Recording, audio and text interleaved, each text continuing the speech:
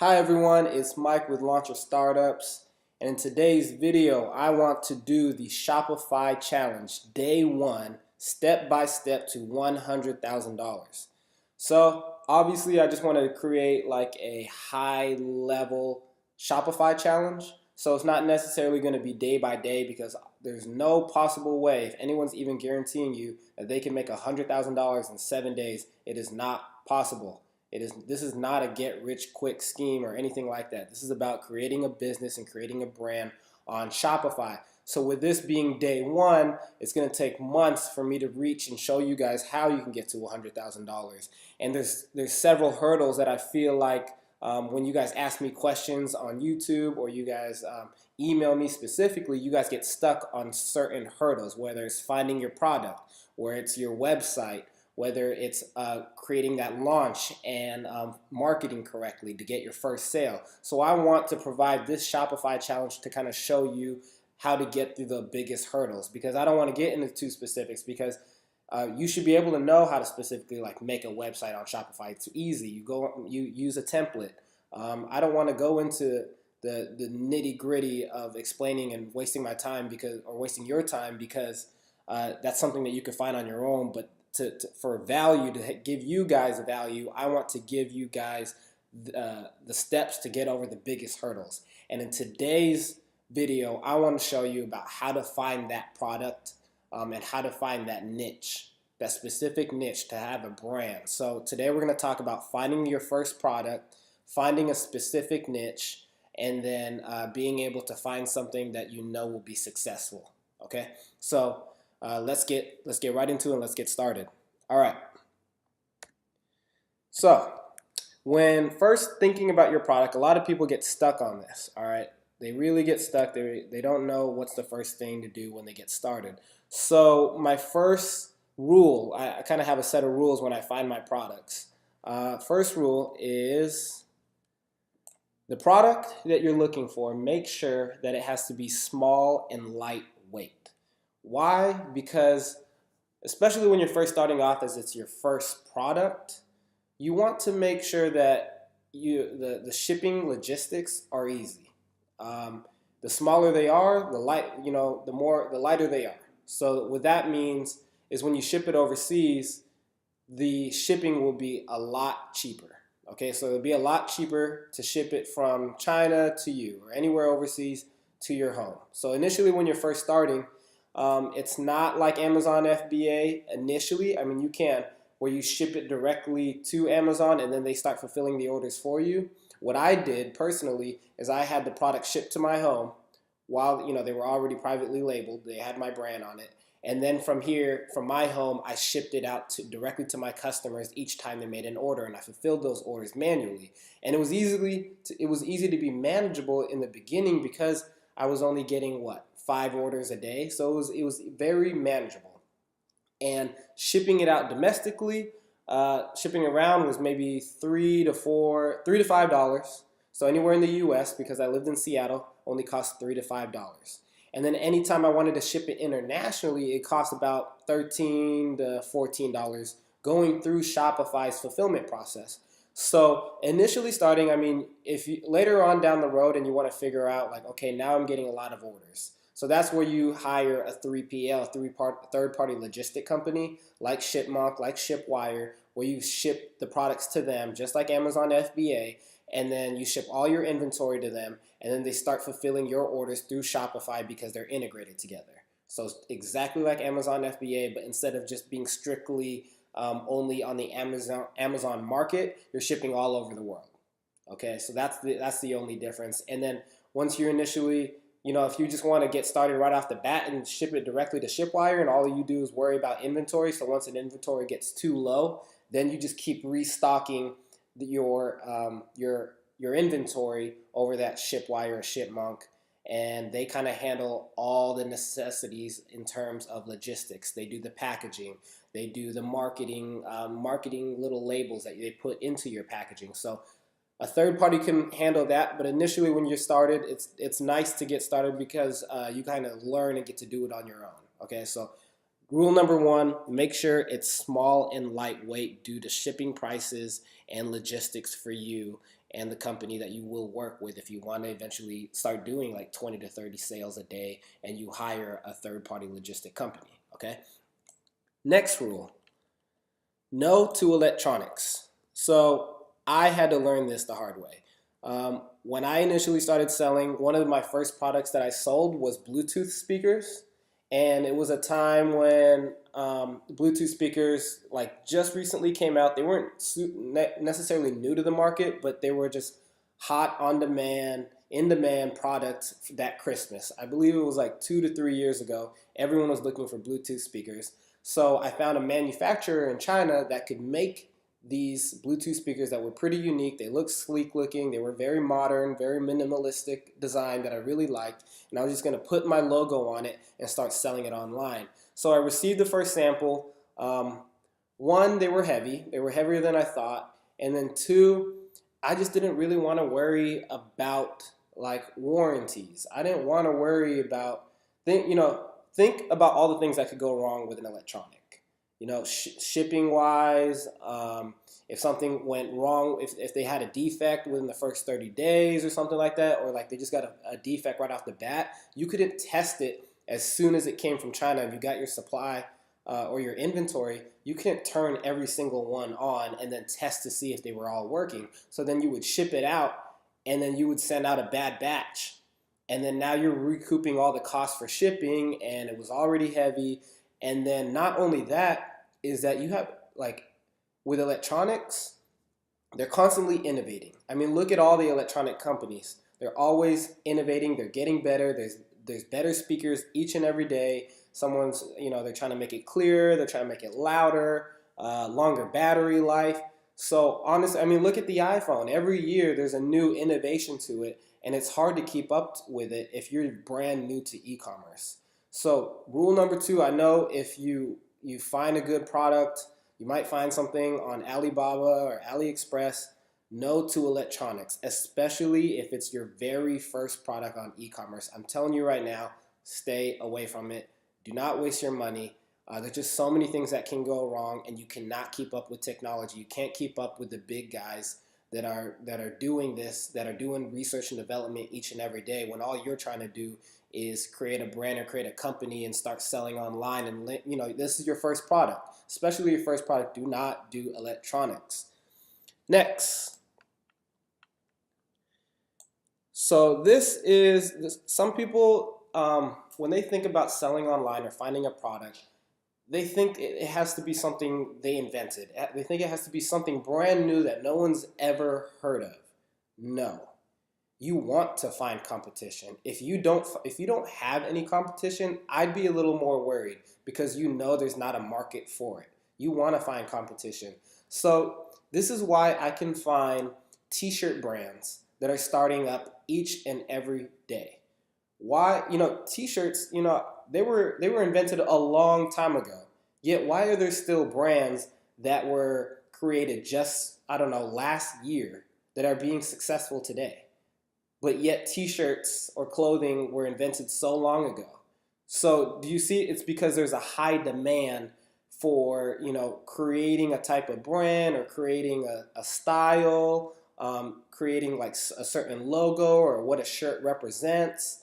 That's the difference, because there's such a high demand in these t-shirts. Everyone's trying to go into t-shirts because there's so many possibilities or so many underserved niches that you can serve, or people that that the big brands can't necessarily be. So that's why if you're trying to look for a product, you also want to make sure you have competition. Don't reinvent the wheel.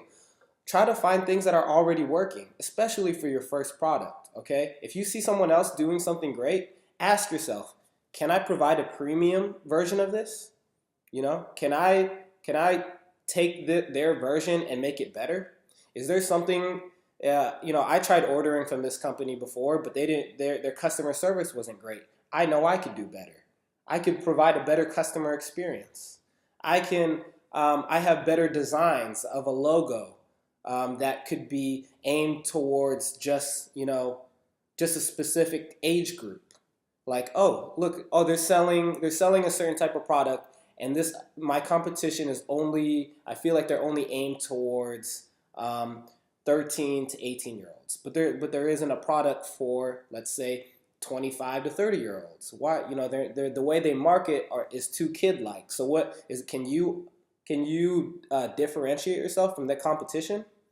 And then maybe offer a premium product because now you're marketing to a higher age group. That's what I want you to think about, and that's what I want you to look for. Is finding competition is a good thing. Okay, don't reinvent the wheel, and just do what's already working for others, and then just find a little way that you can tweak it or find a market that isn't being served that specific product. Okay, and then I believe last but not least, you want to differentiate yourself. So that comes from the finding competition. If you have a product that's exactly like your competitor and you guys are dead exactly the same, it's just going to be a race on, like you're coming into market. They already have the audience. They already have the customers. You're just going to look like you're directly imitating them. How do you differentiate yourself? How are you unique? Like what makes you different than your competitor? And there's so many ways you can do this. You can offer a premium brand. Think about all those premium handbags for women. There's the Louis Vuittons that can charge thousands of dollars for a bag. And then there's like your Michael Kors bag, where they're still premium bags, but they're going for $200 to $300. So $200 to $300 compared to $1,000 bag. Yet they're probably made from the same material, but because there's a premium brand for that bag that serves another market of people that want to have these expensive premium brands where they're treated special. Like if you walk into a Louis Vuitton or a Gucci store, they treat you super special. They really showcase the store to have you feel like, oh, I'm in a premium brand store. Just the way the products are, everything, the way things are sold, the way that they grab when they grab the products, they use gloves. Like it's creating that brand or that perception that they're really expensive. And for those premium brands, they never offer any discounts. You never see Louis Vuitton have discounts. You never see Apple products have discounts. You see the difference there? Yet you see there's another route in, like, if you want to price things and you price things at like Walmart and you sell handbags there, you're trying to serve another market. So make sure that you differentiate yourself. You have to be unique or approach the market differently. Okay, don't be exactly the same, but you have to find a way to tweak it so that you are also different, and maybe even offer a premium version, offer the best customer service. You can also be you could be like easily relatable. So like you can write notes specifically to your customers, thanking them. You can make calls. You can provide good content along with your products. You could provide an ebook explaining how to use their product and how can it make their life better. There's just so many different routes to go above and beyond for your customer that everyone else isn't doing. What the drop shippers aren't doing, what the Amazon FBA sellers aren't doing. All those people, they're just the one sale. They're just getting the one sale, the one and done. You're all about creating the brand. So if any product that you release that's related to your initial product, they'll purchase from you because they trust you. You created a brand. You provided great content to them. So those are the 4 rules to finding your first product. So I just want to kind of do a quick kind of jumping right into it and looking into Alibaba so we can kind of look into products, see what's doing well. I don't know if you've seen another Shopify. There's another Shopify YouTuber that explains that they're going into branding. And what really intrigued me is that they're getting into teeth whitening. You may or may not know this person. I'm not going to say exactly who their name is or what their YouTube account is. But they're selling like teeth whitening. They're going for the teeth whitening market. And not only did I see theirs, but I also saw in other celebrity brands that they are promoting teeth whitening.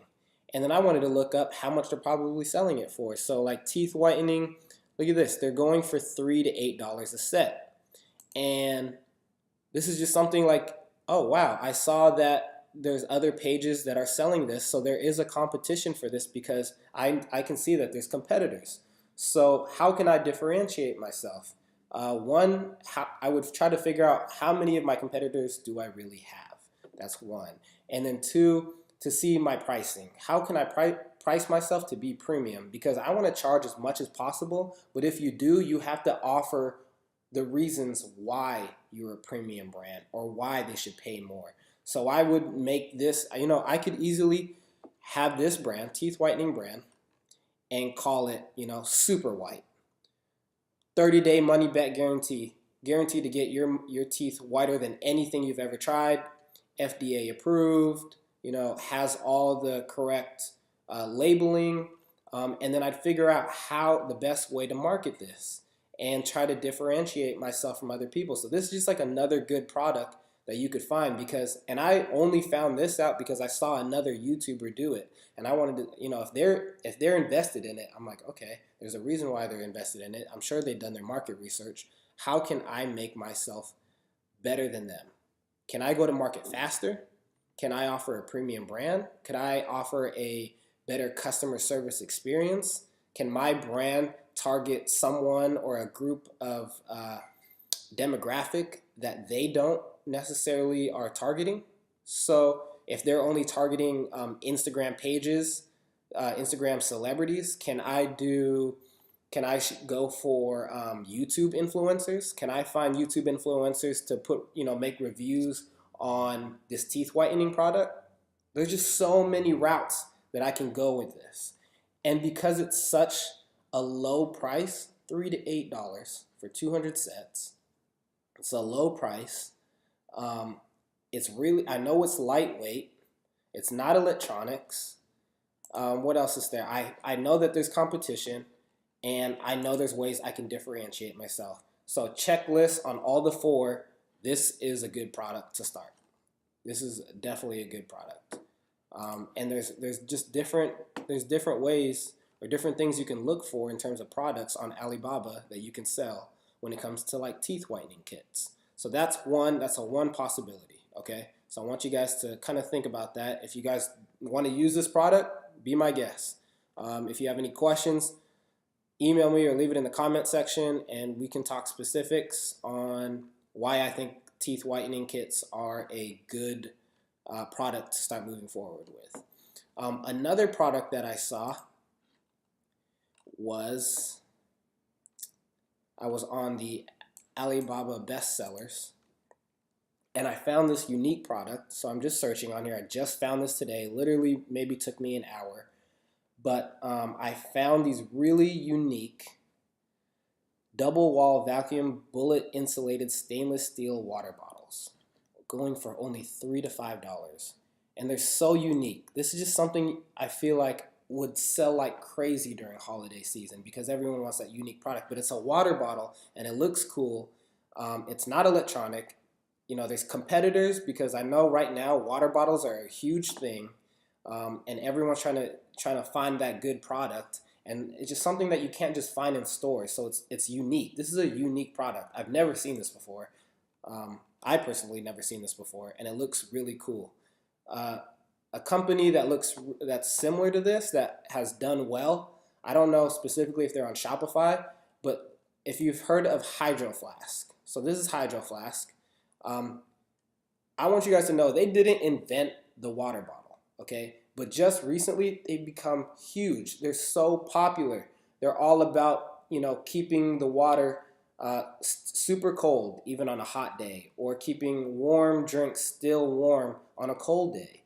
But the way they branded their company is top notch. Look at the way that their website is and how they represent themselves as a brand and why they can charge $25 for a water bottle like this when these water bottles, so something like this, $25, and I found them on Alibaba, you can find these for $3 to $7. So they're making 8 times 8 times what it's originally like manufactured in China. But they created that brand. They created a brand, Hydro Flask, to make people feel like they get a little bit of an emotion or feel like they're getting a really valued product.